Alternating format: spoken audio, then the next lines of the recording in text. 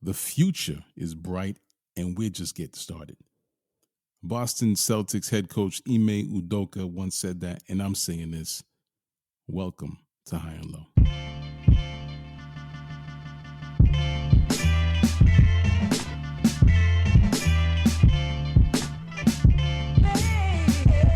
Good day and good night. Welcome to the High and Low Basketball Podcast. This is episode number 100 and Jordan, aka episode number 123. 23 is a number that was worn by players such as Draymond Green, Anthony Davis, LeBron James, Cedric Ceballos. Yes, Cedric Ceballos.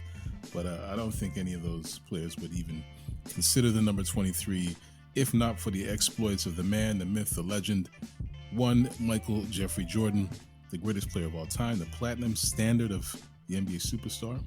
Much has been said about the GOAT on this show, and much more will be said on future episodes. So for now, we give this episode to Jordan in name. We won't be talking about Jordan because there are other pressing topics to discuss.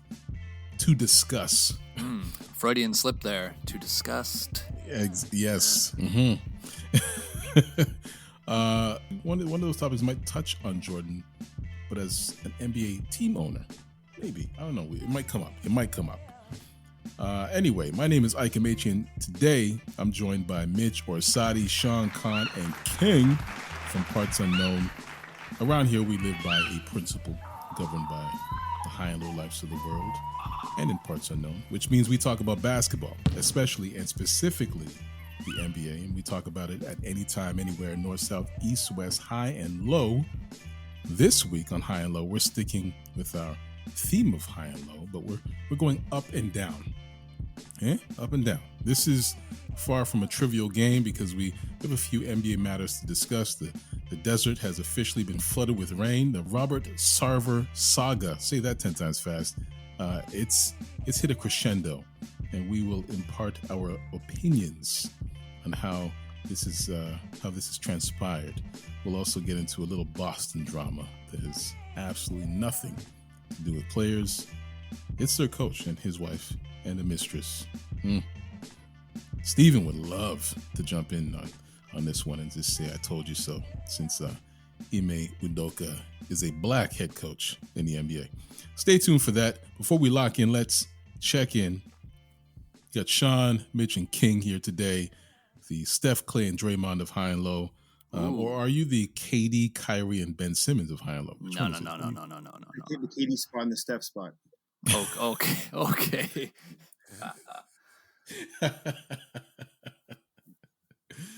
All right.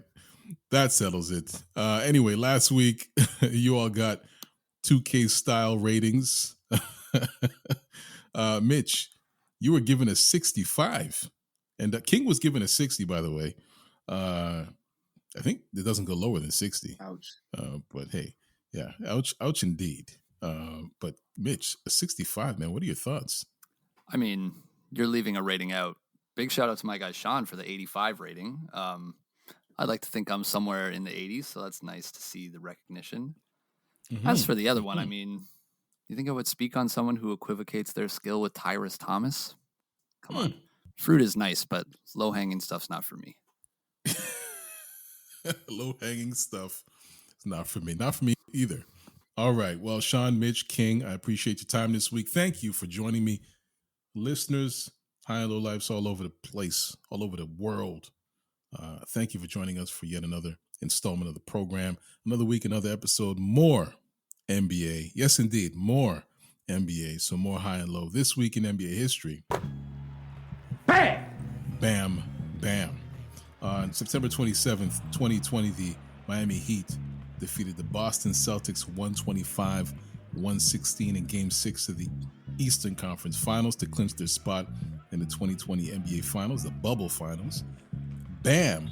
Adebayo, he went off. He led the way for the Heat in this game, scoring 32 points with 14 rebounds, while Jimmy Butler chipped in with 22 points. And then Tyler Hero, he added another 15 from Miami. Actually, Hero made a name for himself in this series where he dropped 37 points in a win 2 games prior. And it would be the beginning of hero ball in Miami. Last season, Tyler Hero averaged 20 a game, but couldn't stay healthy. Unfortunate hallmark of his young career. Before his injury, most had him winning the Six-Man Award. But back to September 2020 for a moment. The Lakers of Los Angeles, this is the Steven portion of the moment. The Lakers of Los Angeles would clinch their finals appearance the night before on September 26th, and then would go on to win the bubble chip. Yes, the bubble chip. Anyway, that's a little something for the NBA history nerds. Things are certainly happening in the NBA today, so let's talk about it. Let's talk about something important. I have a listener question. Speaking of the Lakers of Los Angeles, this one is from Aleem in Toronto, Ontario, Canada. From where? Toronto. There we go. That's better. Ontario, Canada. Torontonians, man. See, it's not Torontonians. No, that's it's nonsense. Torontonians. Well, Aleem's question is this. It seems like the Lakers have been featured in documentaries and TV shows all year. What team is next? What do you guys think? It's all big market for these shows, right? And, we had The Last Dance and with the Bulls, Winning Time with the Lakers. Gotta think there's some kind of slant to get some Knicks coverage here somewhere. I mean, there's certainly enough drama and nonsense and more drama and more nonsense to go around. It's got to be something. I mean, I'm going to go in a little bit of a different direction. Yeah, the Knicks, the Celtics, probably the easy answers. But why not the Spurs? Maybe not so much. I wanted that. Maybe not a show like Winning Time, unless we get like an Eva Longoria cameo. But I wouldn't mind seeing a documentary that followed them from the year Duncan was drafted to the year he retired. As I'm saying it, I'm realizing how boringly entertaining it would be. Niche market, that's the thing, right? Exactly. Well, we're talking about probably the most consistent franchise in that era. I think they made the playoffs 20 years in a row. I think they won 5 titles along the way. There wouldn't be a lot of like drama, like extracurricular, like stuff off the court. But if you're a basketball nerd, you should probably tune in to a documentary style show about the Spurs. I would watch for sure.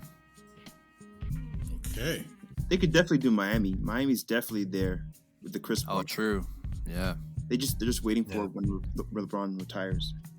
He's got something in the works already, right? I think there's some kind of LeBron something in the works. I think he might film a documentary. Yeah, there's got to be some Heatles coverage in there. Low-hanging fruit. This is an idea. So stick with Winning Time, but it doesn't necessarily have to always be Lakers. You can move over to the Boston Celtics. Stay in the 80s.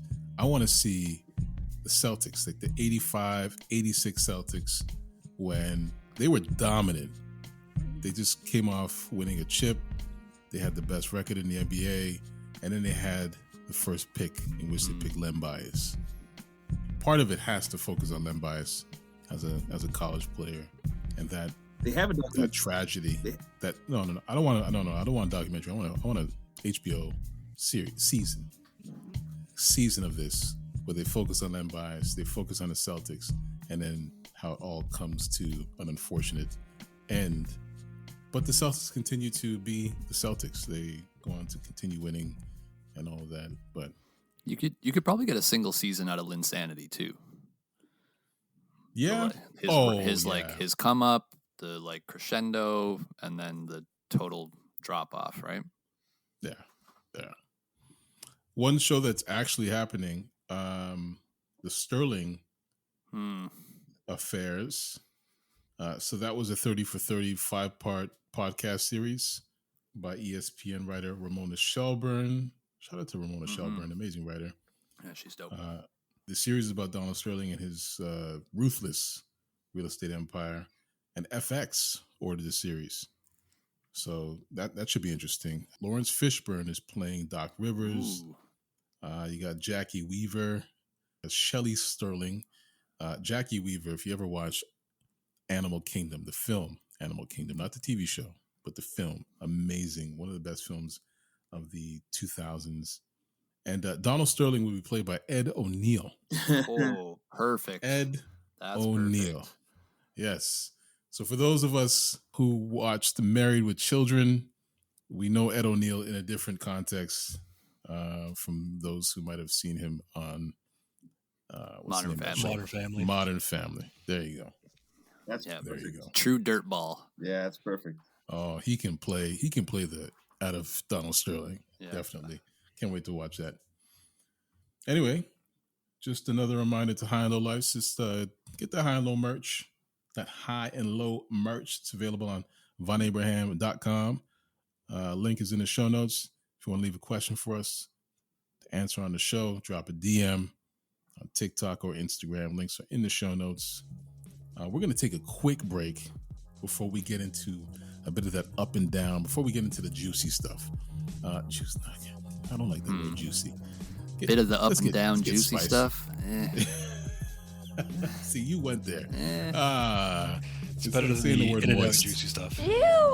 Well, I don't know. Wow. Okay, none of this is making it. Let's All of just it go. is making it.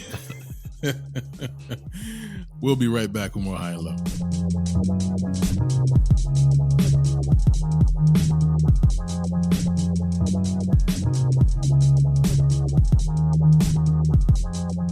This moment is brought to you by High and Low listeners. This week we had listeners share their top 5 players you're most excited to see come back. We heard from Justin in Niagara Falls, Canada. Shout out to both Canadian and American sides of Niagara Falls. Beautiful place to visit. Justin's top 5 are as follows, starting with number 5. It's got Lonzo Ball in Chicago, but I think we might have to wait a little longer for Zoe. I think that knee keeps acting up. Number 4 is John Wall. He's coming back in a Clippers uniform, most likely coming off the bench. Russ, take notes. Number 3 is former Sixer and new Brooklyn Net, Ben Simmons. Will he be a center? Will he be a point guard, power guard, hybrid? I don't know, man. We'll see. Number 2 is Kawhi Leonard. The Cyborg has been missed. Can he reclaim top 5 status in 2022-2023? And number 1 is Zion Williamson, surrounded by a more than competent Pelican squad this time. Let's see what he can do with it. Great list, Justin. Thank you. Appreciate you. Now let's get back to High and Low.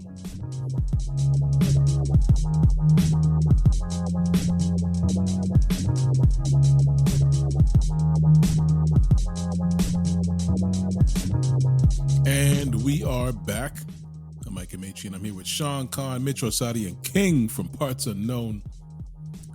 Just in case you're new to the podcast, Parts Unknown is an actual place. Some people might think that, it's some sort of fantastical concoction of the brain. If you watched the WWE back in the 80s or the 90s, you would have noticed that certain wrestlers are from Parts Unknown because it's an actual place. It's a very mysterious, foggy. I thought it was a Street Fighter reference. Wasn't Blanca from Parts Unknown? That's where they got it from. So Street Fighter got it from WWE. Oh, okay. Mm-hmm. Sean, you've been a part of this podcast from day one, and you're telling me that I've you've talked about where this came from. I know Will Blanca's been on the podcast. Papa Shango was from Parts Unknown. Yeah, but I thought you guys were just like making that up or joking. But I only remember Street Fighter. Wow, what a grand reveal this is! I love it. I thought Papa Shango was from Louisiana, and like he was from the Bayou, and that was his whole thing. Like, no, Shango, our listener, Shango is from Shreveport, Shreveport, Louisiana. No, but so was Shango. Hold on a second. Oh man, that's great. I love it. This is love. This wow. But if you had asked me before where Papa Shango was from, I would have said Louisiana. Yeah. Really? Yeah. That's brain bleed, my guy. No. What is it called? Mandela effect? That's Mandela effect. You just got Mandela. He was from Parts Unknown, you're right. Oh man. I'm glad we got that cleared up. Anyway, the summer was an absolute desert when it came to NBA content. Listeners, I don't blame you if you took a bit of a break, some time away from the podcast feed, but it's time to get high and low back into that weekly rotation because there would be no shortage of things for us to talk about aside from the actual game of basketball. It seems like everyone across the league decided to turn up the level of drama once we hit September. So, based on recent events, are you up or down on the Phoenix Suns? Everything that's been happening with Sarver. I'm up only because say more. I'm up because I'll be tuning into their games a lot more this year and following them a lot more closely. So from that perspective, because of Sarver, just to kind of see the players and how they deal with it and what Chris Paul says and things like that. I think I'll definitely be kind of tuned in more for that. But I guess technically that is because of Sarver. But I'm down, and not because of the Sarver stuff. I've been a bit lower on them purely, and to your point, Sean, purely to Chris Paul's, eventual regression, right? He looked a little step slower. Injuries are always a thing with him. They're still a damn good team with a great coach, but I don't know. The Sarver stuff doesn't really change anything for me when it comes to how the Suns will perform on the court. Down. Am I reading this right that he got suspended for racist slurs? Yep. Among other things. Yeah. He's getting canceled. Good for him. Goodbye, Phoenix.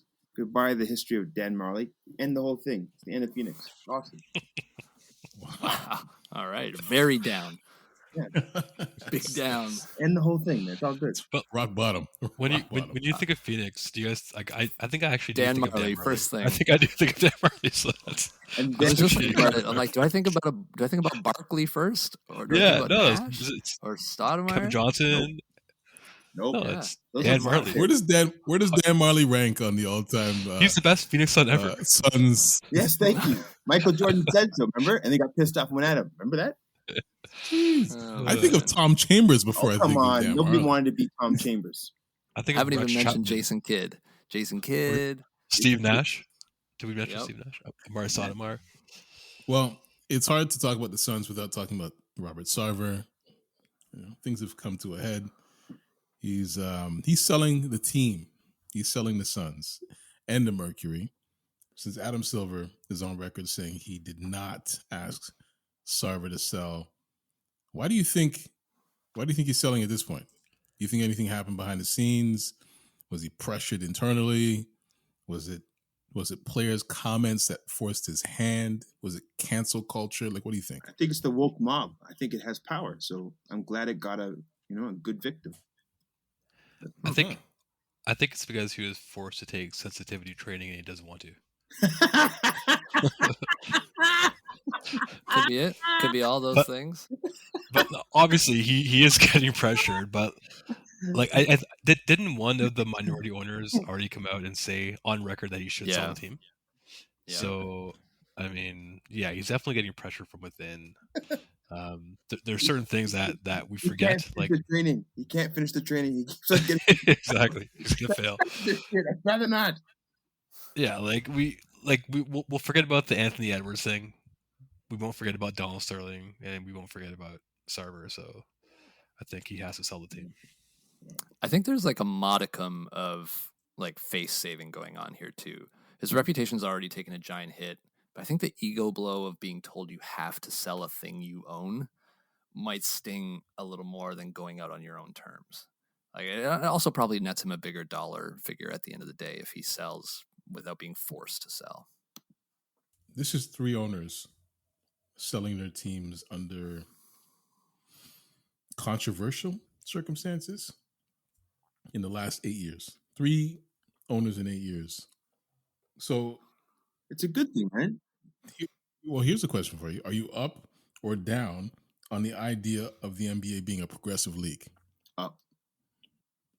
Oh, interesting. We're say more. We're a North Star for all the other leagues, man. It's a good thing. Right. The other leagues would be following suit if we weren't doing this and being successful, right? Love the we there, by the way. I've been steadily down on this for a good handful of years because just to what you said, King, yes, the NBA is still the most progressive of the major leagues, but like, how high is that bar really? kudos for making some good decisions along the way, but like that woke progressive veneer wore well thin for me a long time ago, because they're a business and they're going to constantly put their bottom line ahead of any progressive values if the overlap isn't there, right? Like we saw it with China. Like they're able to do it successfully so that it sets the norm for all other teams. It's not that they're trying to be super woke and be the next, crazy. But that's my point. They're only willing to do it successfally if it also aligns with their bottom line, which is what it should always being furthered. It should always. I don't agree with that. There's nobody wants to marry their dog, right? There's supposed to be a limit to all this. What? Sarver might want to. No, goat. It's goats. It's goats. My bad. So you think that progressive and, I'm throwing up air quotes here, woke mentality should only be married to capitalistic endeavors? I'm labeling it incorrectly. If the woke wave fixes some of the bad stuff that's in these teams and in these leagues, it's a good thing no matter what, because it just fixes the norm. I'm for that. Yeah. I'm for that, but that's what I'm saying is the NBA draws the line when a woke thing would fix something in the league, but it doesn't align with their bottom line, which is fine. That's where they're like, "Oh, I'm not. We're progressive to a point," which I don't agree with. Wait another decade. Eventually, we'll get there, right? It's a process. Maybe guys, the NBA is not progressive. Like can anything that's worth billions of dollars be progressive? This is not a progressive league. It's too American to be progressive. What would you say is progressive about it? Like, is not being racist progressive? In America, isn't that? But it is racist because it has racist people owning teams, and so I mean, they only suspended Sarver for a year. Are we comparing it to the Premier League? Are we comparing it to the Premier League? What are we comparing it to? Like, this is every other league out there. I'm just saying it's not progressive. I mean, I don't know what types of days or things they have to celebrate like other things, but like I know like baseball, for example, just had there's a Latino celebration day. Roberto Clemente, I was there. Roberto Clemente, yeah, like what a phenomenal story that is. Like this guy was an all-star, one of the best players in the league. He died in a plane crash, like delivering food for a charity.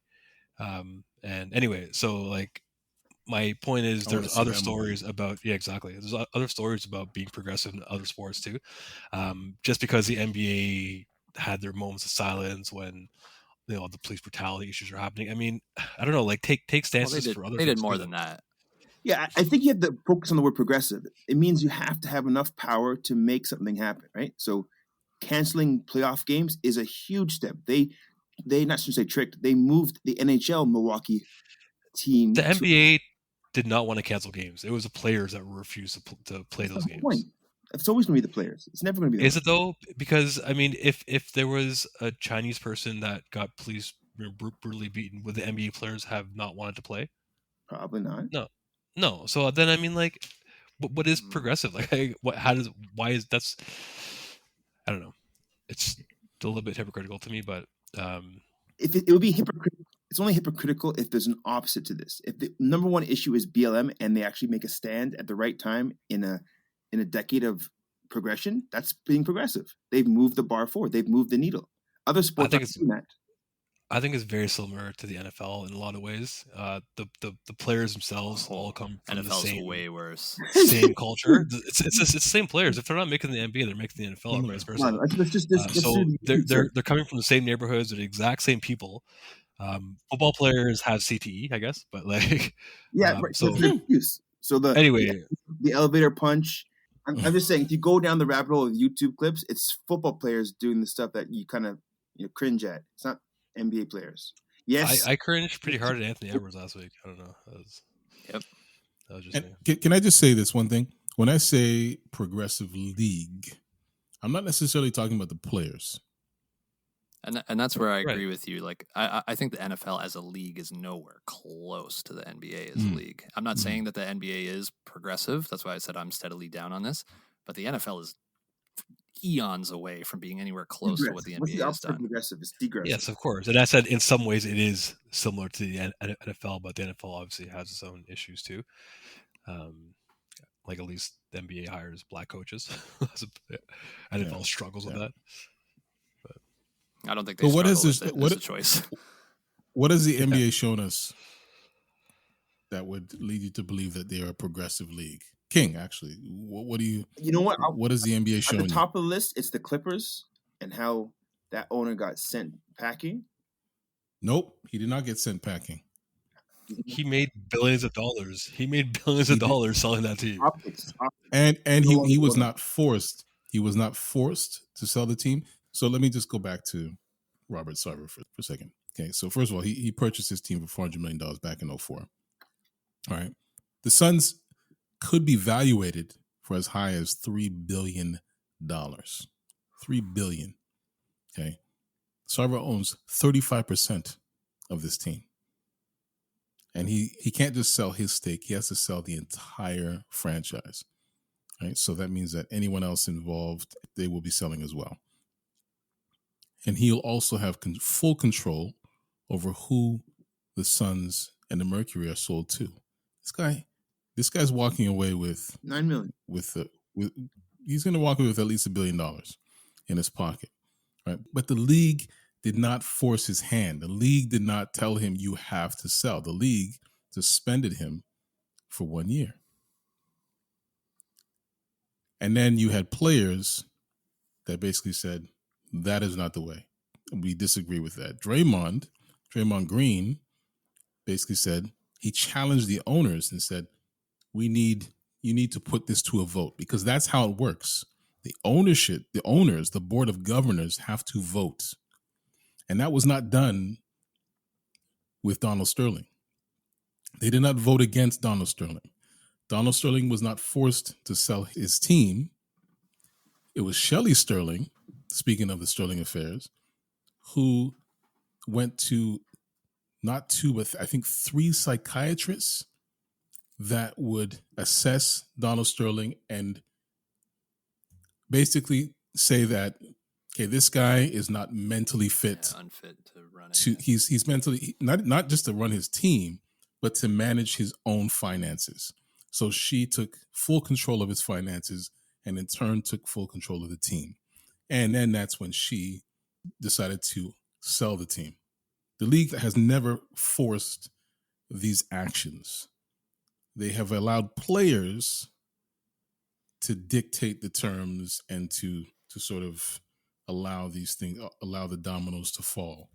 Bruce Levinson, Atlanta Hawks owner, he had to sell his stake in the Atlanta Hawks back in 2014 because he sent like racist emails about the Hawks fan base, if you guys remember that. It was the same situation. The league didn't say, sell your team. He was forced. It was bad PR. He knew that he couldn't come back from this, and he made that decision. When we talk about a progressive league, I think the illusion is it's the players. The players make you think that this is progressive. Like the owners are the commissioner's boss. Adam Silver is not going to say you have to sell your team. He can't tell Michael Jordan to sell your team. Michael Jordan will tell him to go fly somewhere. Who are you talking to right now? Do you know how much I make a year? I mean, even if I told you, you wouldn't believe it. How much power does Adam Silver have? So who has the power? The owners. And the owners aren't going to take out their own. So these cultures that we have within each organization, within each franchise, they can continue the way they're going until it's uncovered to the point where the ownership group does not have there's no way of coming back from it. And then they've, just like in any other aspect of business in which you're forced to sell a company, sell a business, or, step down as a CEO of a corporation. Salient points. Thumbs down, not progressive. Not progressive. And I don't know if King is swayed. Not swayed, close. but I not think even close. You have no man, idea you're silent, so I take that as a sway. You have no idea how bad it would be without the NBA doing what it's doing. You have no idea. You know what? Lost in all of this is the employees. Phoenix Suns employees, the Mercury employees, directly impacted by this behavior for years. Yeah. You have the black employees, female staff, the people who had to come to work knowing that the person who called the shots, the controlling partner, was making racist and sexist remarks. And in many cases, I'm sure they felt powerless because their employees of an organization owned by Robert Sarver or Starver. I don't know who cares what his name is at this point. I don't know, man. It would be traumatic and triggering to be on the receiving end or to witness this behavior in a workplace, But it must have felt like an absolute gut punch to see these actions go unchecked for such a long time. I'm sure they're still hurting, but feeling a bit redeemed. But again, man, keep in mind that this guy, Robert Sarver, will most likely walk away with $1 billion in his pocket after paying $400 million for the franchise. Don't forget about that $10 million fine. Yeah, that Ouch. little chunk of change. What a ding. Yeah, man. Still getting paid, just like Sterling did. What's your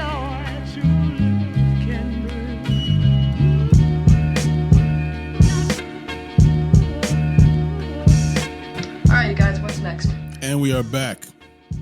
This is High and Low. So, Ime Udoka, Boston Celtics head coach, he was suspended from the team for allegedly having an intimate and consensual relationship with a female member of the team staff. Intimate and consensual. And he was suspended for 1 year. Interestingly enough, so was Robert Sarver for making racist and sexist remarks and basically pulling his dick out. All types of things. Bringing goats into the office and doing all types of things. I won't go any further than that. But anyway, Ime Udoka has been suspended for 1 year by the Boston Celtics. Are you up or down on Ime Udoka? All right, who wants to step up? Anyone? I'll be down there. Well, I'll go first then. At this point, every single "how did you fumble knee along" joke has well been made. I think the point still stands, but I digress. As for whether I'm up or down on someone having, as you said, intimate and consensual relationships with staff, I'm instinctually down because, and I'm, to context for this is we don't really know what happened, but I can only imagine, guess, surmise on this. But Udoka holds a lot of power in the Celtics organization, and if the hierarchical power dynamic came into play even a little bit, then that's terrible. So I'm all the way down. Yeah, like if he was a team ball boy, would she have hooked up with him? Exactly. Yeah. But that being said, they were both still consenting adults. I think consent can still happen in a, lopsided power dynamic. But does a lopsided power dynamic cost you your career? So therefore, he should just sue and prove his innocence, or prove. He's still getting paid though. Well, he should still sue to clear his name for think of his career longevity. He's never going to be Phil Jackson, right? He can sue for that alone.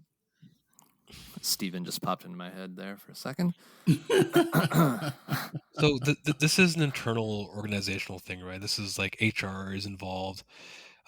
So, when you sign on to work for a company, there's certain standards that you are expected to abide by. And maybe, I don't know if it's in a contract or whatever, but, I think like if you're a boss or someone that, found out they had an affair with someone that you work with, like what actions would be taken at your company? I don't know the answer to that question, to be honest, but well, Sean, I know people who are married now and they met working together, in the office, exactly. And he's not married. If that means anything. No, he's engaged. He's engaged to Nia Long. But the idea of having or engaging in an intimate and consensual relationship in the workplace being in breach or violating a team code of conduct. I don't know about that. I don't know. There's more to this. That's what I'm saying. There has to be more to it. Yeah. There's more to this. Yeah. Because I just don't see how, people at work date all the time. Yeah. Some people are workaholics. So that means that they don't meet people outside of work. They meet people in the office, and then relationships form. Sometimes intimate relationships happen.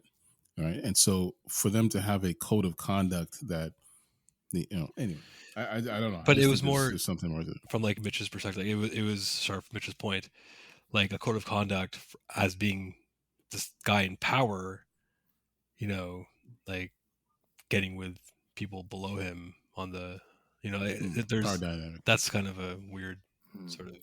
And what I've heard is like there was some question because like he's a leader, right? Like it's a leadership quality, and I think that's where the like code of conducts and value standards come. Like I don't know, there's just too much that we don't know at this point that it's just at face value I'm down because it's like the power ick, but who knows what comes out later. We should all be up until proven guilty. So all up until proven down. Yeah. I don't agree with that. I'm not going to disagree with that because we need to hear more. We need to hear more. And hey, not that there's any direct connection, but just FYI, Ime Udoka was on the Spurs roster when news of Tony Parker's affair with his teammate's wife broke out. Man didn't miss a game. Yeah, that's different. Yeah. And Tony Parker was married to Eva Longoria, an actress who doesn't work for the Spurs, celebrity. Yeah, and, yeah. Not making any connections there. Yes.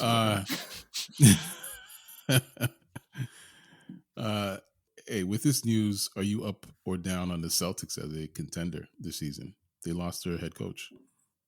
I'm down on them, but not necessarily because of the Ime Udoka situation. I think the team is. And I've said this before. I think they're physically going to hit a bit of a hurdle this year. They made. What's that? Physically, yeah. Physically. I think emotionally too. Like they went to the finals last year. They came up short. They've made a couple deep playoff runs in the 2 or 3 years prior to that. They were super banged up at the end of last season. I think Tatum had like a broken rib or something like that he was playing with, and Brown had a bad knee or ankle. So I could actually, meniscus tear. Yeah, Robert Williams, and he's getting surgery again, right? If I'm not mistaken.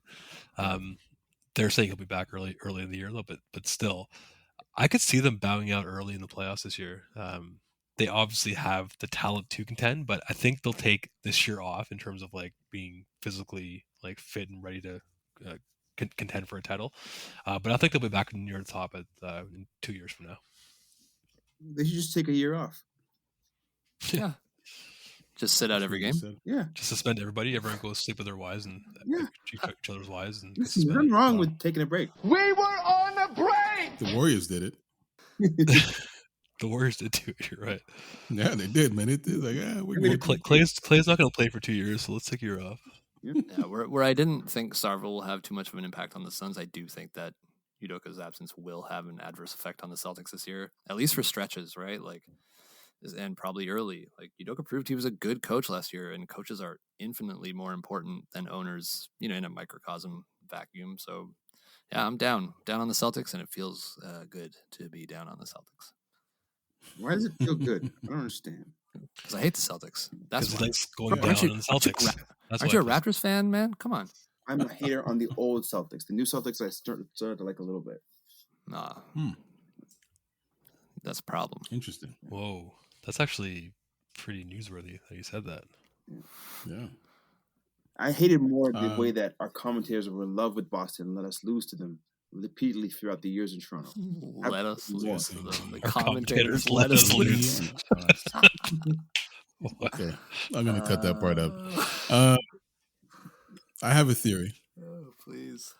The NBA is in a bad way with again, I don't want to bring him up, but I have to. Robert Sarver. The situation's bad. The league is in a bad way. They look bad. They need a distraction noodle. Okay? This could be the distraction. Yeah, Doc Rivers didn't work. Didn't work, but his search history. The timing of this is perfect, Yep. right? Because this has been spiraling out of control for the last 36, 48 hours, right? More. And now, the fact that he's selling the team, I think, but yes, you're right. More like for the past week, this is all people can talk about since Baxter Holmes broke the news. So perhaps Boston's faceless ownership group, because it is an ownership group. There's no one singular entity that really represents Boston's ownership group. But perhaps they were already aware of this consensual affair, but they do nothing about it because that's their business. It's wrong, but it's their business until it's convenient for this affair to violate a quote unquote newly drafted section of the team's code of conduct. Newly drafted? I'm just saying. Are you telling me that no one in Boston Celtics history has ever done this before? And now the head coach is being suspended for 1 year? I'm saying it's just a theory. Don't aggregate me, but I'm just saying now we're talking about this as opposed to, and I'm going to still say his name, Robert Sarver, because we still need to talk about that. But what do you think? That's just my theory. How can we peel back the layers? So, like, what? Like, the NBA planted this hot, like, employee close to Udoka? Like, no. As I said, maybe this has been going on for quite some time. They knew that it was happening, right? Or some people have known that it's been happening, but no one said anything. No one did anything about it. They just let it continue. But now it's convenient for it to be put out there as something else that they could put in the news cycle. Let's let the news cycle rinse that for a little bit. It's classic. We've seen that for decades in American politics and just every like media related industry. Like, oh no, something bad's happening. Ooh, let's put something splashy out there. Make people forget about it. Like Hollywood actress Nia Long and her head coach boyfriend. Whew. An affair with this mystery woman. Yeah, and then people are now putting pictures of any female staffer that looks like they could be. It's like a 7 or above. Let's speculate. She looks like let's speculate. That's it. Get your jokes off. That's it, right? Yeah. That was a bit of a tangent. King, this is conspiracy theory, man. Where are you at? I'm here. It's just sad, man. It's just sad. The Nigerian coach, sad. I purposely did not include that detail. I've been to a bachelor party with Nigerian guys, and son, have you lost your mind? Anyway, let's hope the league can learn from this and take a closer look at the culture within each franchise. The Celtics have a code of conduct that can suspend a coach for a year. So I'd like to see that code of conduct for franchise owners, NBA. Anyway. Why the fuck I can't shoot 3-point shot? That brings us to the end of this episode of the High and Low Basketball Podcast. So thank you, Sean. Thank you, Mitch. Thank you, King from Parts Unknown, a real place. It's not Louisiana. Subscribe to High and Low anywhere you find podcasts and make us a part of your weekly routine, especially now that we've got NBA content to talk about. And the new season's coming up. Oh my goodness, it's going to be a spicy one. I tell you, it's going to be a spicy one. So, you know where to find us. We're on Instagram, TikTok, Twitter, YouTube, all those places. Links to those are in the show notes. Where can listeners find you, Mitch? Oh man, you can find me fighting the kindergarten cold this week. I'm out. Don't find me. Under the weather, as they say. Under the weather. Where can listeners find you, Sean? Yeah, I'm dealing with the daycare cold, so I can relate. But yeah, you guys can find me vigorously Googling who leads the league in fourth quarter steals, because I couldn't find it. Only the last 5 minutes, though. To try to refute SA's point. The analytics on my sources don't go that deep. You can watch the games to understand. But I was really trying to prove him wrong. But I'm not wrong. So yeah, you won't find me this week anywhere. I'll be Googling stuff. King, man, where can they find you? Where can they find you? King from Parts Unknown. I'm still on TikTok at Media Kingdom. Soon to be on YouTube Shorts, because it's about to go down between these two giants. Explain. YouTube has absorbed some of the potential that was in TikTok, and they're gonna squash them like a bug. So I might have to move my presence over to YouTube Shorts soon. This guy loves TikTok. I'm still on TikTok at Media Kingdom. That's so All right, they can find you there. Once again, music is by Live of the Enjoy Music Group. You can find Live on Twitter and on Instagram at LYVE. Additional music is by Sonny Rockwell of The Goodness, The Rock. Can't find that guy anywhere.